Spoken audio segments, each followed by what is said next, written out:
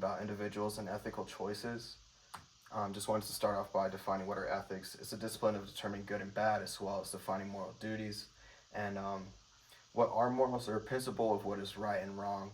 Obviously, this can be interpreted differently by every individual, and it's basically determined by an individual's background. But another significant influence of this is biology. Biology has a significant impact on ethics and decision making.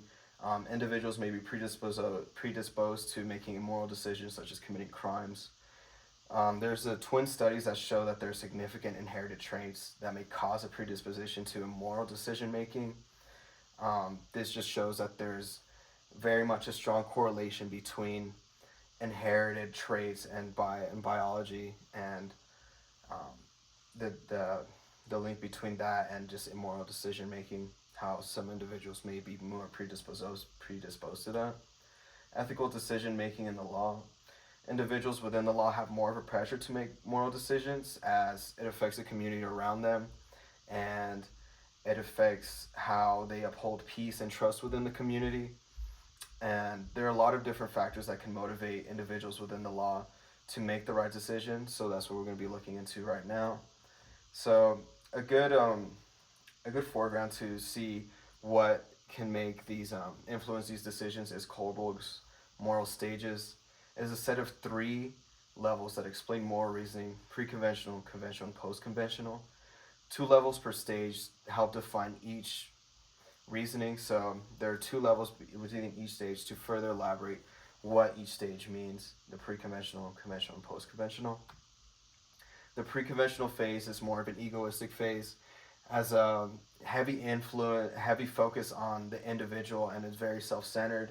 Is focused on individual gain, focuses on the approval of the authority of an authority figure, or even the community that's around an individual. It's not focused on the greater good of the community, more just self-interest and gain. And you could see this in John Burge's Midnight Crew. Individuals within the law make decisions for themselves to be seen in a better light to others within their field, and we could clearly see this with the Midnight Crew, as they were seen making speedy confessions and quick clearances, but at the cost of individuals' well-being.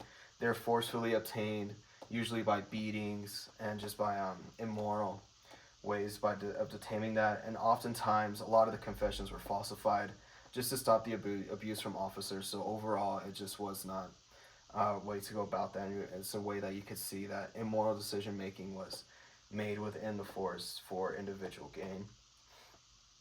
And the conventional stage is a stage that is typically followed by the law very heavily. It is strictly following guidelines the law set upon them, even if rules do not directly align with the individual's belief. Fair and mostly unbiased decision making. There's a heavy emphasis on level 4 or stage 4 of this.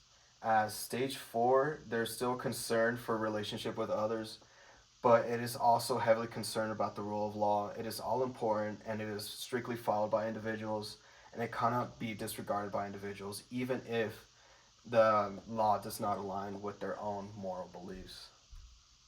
So post-conventional is described as transcending society.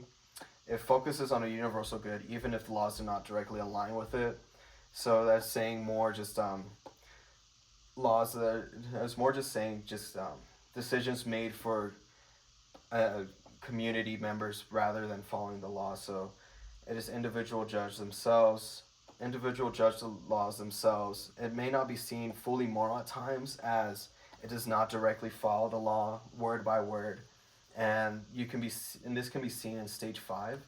Stage 5, there's an orientation towards a social contract. What may be seen good in society might not be seen in ethical eyes of the law.